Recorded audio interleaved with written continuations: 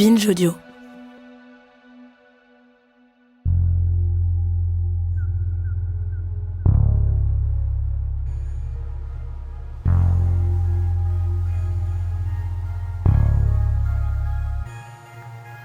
Salut, c'est Thomas Rozek. L'été dernier, on avait pris le temps de décortiquer une figure classique, un peu totémique du journalisme, le fait diversier, grâce à mon confrère marseillais Philippe Pujol, dans une série d'entretiens baptisée « Désordre ordinaire », c'était le nom de sa rubrique, dans le journal La Marseillaise. Un an après, on s'attaque maintenant à une autre personnalité journalistique à la fois incontournable et source de pas mal de fantasmes, le reporter de guerre. Le Monde au jour le jour, le poste frontière irako-jordanien est sous haute surveillance. C'est le seul point d'entrée entre les deux pays. Un checkpoint très sensible où les services de sécurité jordaniens sont sur les dents. À Amman, Christian Chesneau. Vigilance maximale pour les douaniers jordaniens. Le terminal de Karameh, à la frontière avec l'Irak, est aujourd'hui placé sous haute surveillance. Difficile, je vous le disais, pour les journalistes de faire leur travail face au risque de propagande et de manipulation, d'autant plus difficile que pénétrer en Afghanistan relève de la gageure. Un de nos confrères en fait depuis hier l'expérience. Michel Perrard, grand reporter à Paris Match, a été arrêté par les talibans. Mobilisation générale chez les Serbes de Bosnie, c'est la réponse de Radovan Karadzic aux forces musulmanes et croates qui viennent de remporter des victoires sans précédent en 31 mois de guerre. Hervé Guettière. Derrière les sourires, l'inquiétude face aux premières défaites des Serbes de Bosnie depuis le début de la guerre, depuis 2 ans et demi. Nouvelle nuit de violence au Proche-Orient. Les affrontements entre Israéliens et Palestiniens ont fait cette nuit 2 nouvelles victimes dans le centre de la Cisjordanie. Une correspondance de Charles Anderlin. De nombreux échanges de tirs ont eu lieu en plusieurs endroits près de l'implantation Ariel. Des gardes frontières israéliens ont tué 2 Palestiniens qui, paraît-il, lançaient des cocktails Molotov. Une figure habituelle sur nos petits écrans et dans nos radios, mais qui évidemment est beaucoup plus complexe que ce que l'écume médiatique en laisse paraître. D'autant plus lorsque la reporter en question a passé 10 ans à couvrir un conflit unique en son genre, la guerre en Syrie. Ça rend d'autant plus précieux le témoignage donc de Sophie Nivelle-Cardinal qui, le temps des 8 épisodes qui forment notre série d'été, a accepté de nous raconter 10 ans d'enquête, 10 ans de reportage, 10 ans de rencontres, 10 ans de journalisme. Cette série, c'est Mathieu Thévenon qui l'a réalisée et on a décidé de l'appeler Désordre extraordinaire. Bienvenue dans Programme B.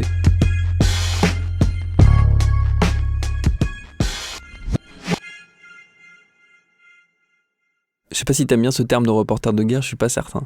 Mais pourquoi t'es devenu ce qu'on appelle une reporter de guerre ? Un peu par hasard.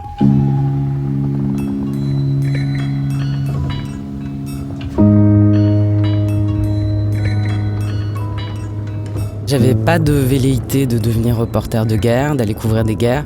Je suis allé couvrir des manifestations qui sont devenues des guerres et en fait j'ai continué à couvrir ces événements. Et le paradoxe, c'est que je me suis senti à ma place, ce qui est une idée un peu dérangeante de se sentir à sa place sur un terrain de guerre. Après, dans le reportage de guerre, pour moi, ce qui est le plus important, c'est le reportage, c'est le journalisme et c'est pas la guerre. Il y a une image très romanesque du reporter de guerre qui est en général un homme, le visage un peu buriné, avec un gilet à poche et une écharpe aussi, très important. Il y a une vérité, il y a toujours un fond de vérité dans le cliché. Et oui, le gilet à poche et avoir plein de poches, c'est quand même très très utile quand on est en reportage parce que plus encore maintenant avec les téléphones, plus si vous avez du matos, quand vous avez une caméra, ben oui, il faut pouvoir avoir les cartes, les batteries, le foulard aussi, c'est très utile un foulard. Quand il fait chaud, quand il fait froid, pour si vous avez l'occasion de prendre une douche, ça peut servir de serviette, si vous avez l'occasion de dormir, ça peut servir de coussin. Donc en fait, il y a un fond de vérité dans ces clichés. Aujourd'hui, je pense qu'il y a beaucoup de reporters qui ressemblent pas à ça. Et après, moi je pense aussi que c'est bien de passer inaperçu et de pas forcément se faire repérer.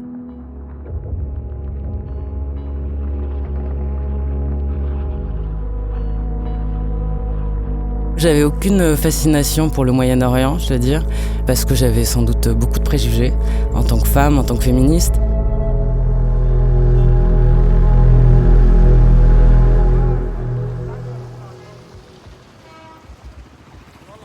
En fait, je suis allée au Liban pour travailler pour une agence de presse, mais je suis pas restée dans cette agence de presse. Je travaillais déjà pour Arte à Paris, et donc je me mets à travailler en indépendante pour le journal d'Arte. Je travaille aussi pour Europe 1 à ce moment-là, en tant que correspondante. Donc déjà, Beyrouth, c'est une bonne école, le Liban, parce que Si vous voulez aller faire des interviews avec le Hezbollah, on n'y va pas avec n'importe qui. Si vous voulez aller dans d'autres régions, il faut adapter à chaque fois ses conditions de reportage. Donc ça, c'était une bonne école déjà, le Liban. On est dans un contexte à ce moment-là effervescent. La Tunisie, fin 2010, il y a des révoltes. Après, c'est l'Égypte, après, c'est la Libye. Et j'ai raté la place Tahrir parce qu'il se passait plein de choses au Liban. Ça se soulevait, ça tirait dans certains quartiers qui sont connus pour être des quartiers très chauds et qui déclenchent en général des événements. Et Europe 1 m'a appelé en disant tu peux aller au Caire. Arte m'appelle aussi en disant tu peux aller au Caire. Et moi, je dis non mais là, Beyrouth est en train de chauffer. Et en fait, Beyrouth s'est calmé et Tahrir s'est soulevé. Et 2 jours après, j'étais non mais je peux aller au Caire. Et c'était trop tard. Donc quand la Libye est arrivée, je me suis dit bon là, je vais pas rater le coche et je vais aller voir ce qui se passe.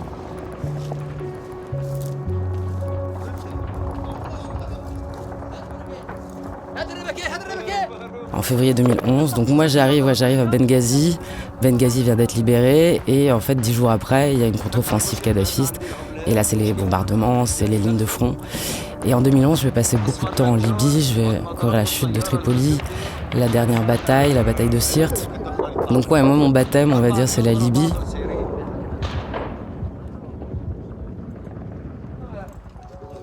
Ce qui m'anime, c'est ce moment où l'histoire se passe, où on est au cœur d'un événement où on sait qu'avant c'était comme ça et après ça sera plus jamais pareil et que c'est en train de se passer et vous êtes moi je suis un petit témoin de l'histoire en cours et que je le raconte après à ceux qui sont pas là, quoi.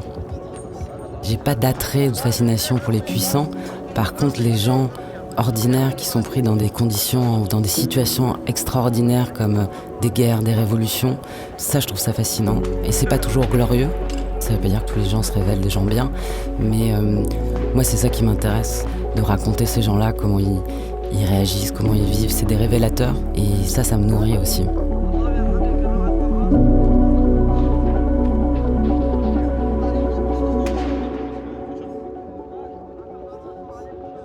Et il y a aussi d'autres principes qui sont importants, qui sont des principes propres au journalisme. Ce principe de check and balance, où il faut aller voir, vérifier ce qui se passe. Quand, par exemple, la France intervient dans des pays en notre nom, au nom des citoyens, au nom de la démocratie, aller voir ce qui se passe sur place, vérifier. Et quand on est sur des terrains de conflit, pour moi, on fait du journalisme à 200%. On arrive dans des endroits où on ne sait pas forcément ce qui se passe, on a des échos, mais c'est à nous de comprendre, c'est à nous de vérifier, c'est à nous de raconter, de décrypter, de raconter qui sont les gens. Et après, c'est surtout des circonstances, pour moi, où quand on a une caméra, la réalité est tellement plus forte qu'on arrive à capter des moments bruts. C'est-à-dire que tout le monde oublie que vous avez une caméra. Et donc, il y a la possibilité de capter le moment tel qu'il est, de capter cette réalité. Et ça, c'est très fort, quoi. Et après, de pouvoir la restituer dans des histoires, que ce soit des 2 minutes 30 ou des reportages, et de pouvoir diffuser cette situation, raconter cette situation à des gens qui en sont pas, qui sont pas là. Ouais, c'est des moments uniques, ouais.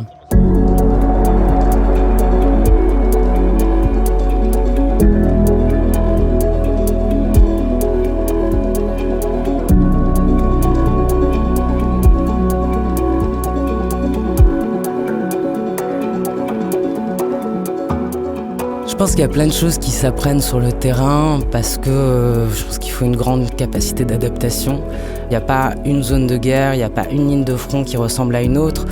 Donc après oui, c'est vrai de savoir comment couper des menottes en plastique avec des lacets, ça peut être utile. Ou moi je pense que ce qui est le plus utile c'est les soins de première urgence. Mais ça je pense que tout le monde devrait, reporter de guerre ou pas, tout le monde devrait avoir une formation en soins de première urgence.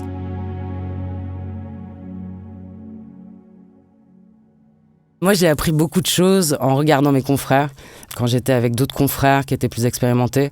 Malheureusement, moi, je pense qu'il y a un arbitraire sur les terrains de conflit qui fait que parfois, on peut tout faire bien, et puis le pire se passe. Mais à partir du moment où vous posez le pied sur un terrain de conflit ou de post-conflit, on a très peu de contrôle sur les choses. Donc, il faut accepter ça.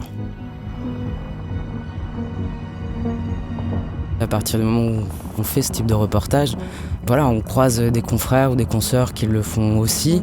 Donc on ne s'entend pas tous bien, on n'est pas tous amis. En tout cas, il y a une solidarité quand même très importantes, peut-être parce qu'on sait que c'est difficile. Par exemple, en Libye, sur la bataille de Sirte, on était un groupe de journalistes indépendants, italiens, espagnols, américains.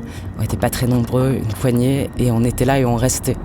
Et on n'avait pas forcément beaucoup d'argent, on n'avait pas forcément beaucoup d'énergie parce qu'on commençait à être très très fatigué. Et bien ça crée une communauté d'expérience quand vous êtes coincé dans une embuscade et que ça tire de partout et que vous savez pas comment vous allez en sortir. Et bien c'est des moments uniques et oui, on les vit ensemble.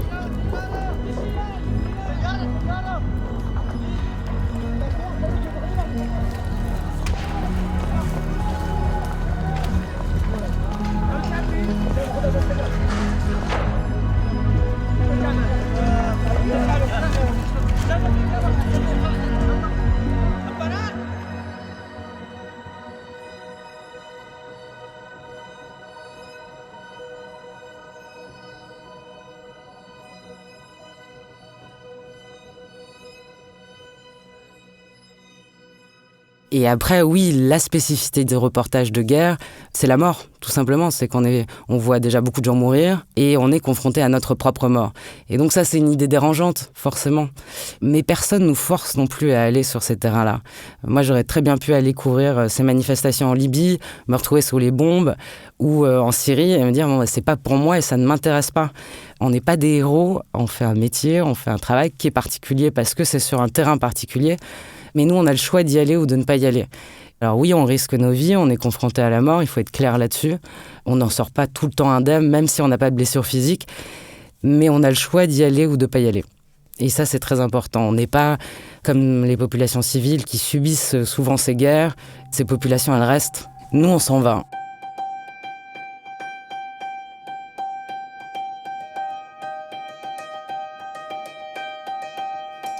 Moi, on me pose souvent cette question-là, mais vous n'avez pas peur ? Évidemment que j'ai peur.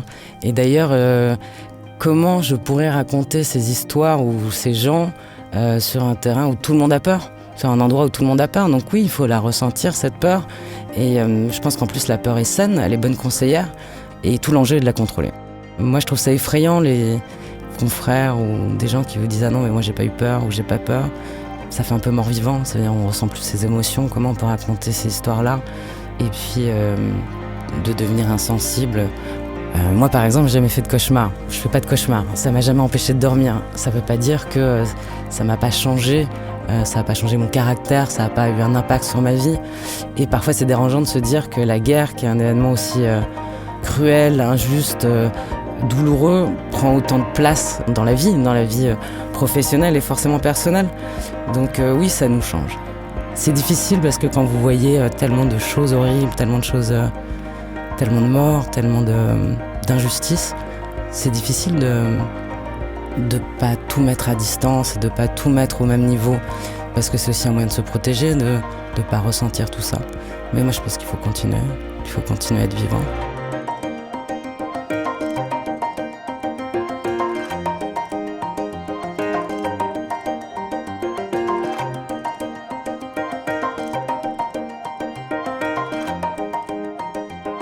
Moi, je ne croyais vraiment pas qu'il allait se passer quoi que ce soit en Syrie, parce qu'il y avait cette dictature qui tenait le pays d'une main de fer.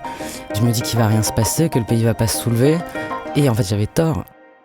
Sans images comme celle tournée en décembre par notre envoyée spéciale Sophie Nivelle-Cardinal, nous aurions du mal à imaginer ce qui se passe en Syrie au quotidien depuis 10 mois.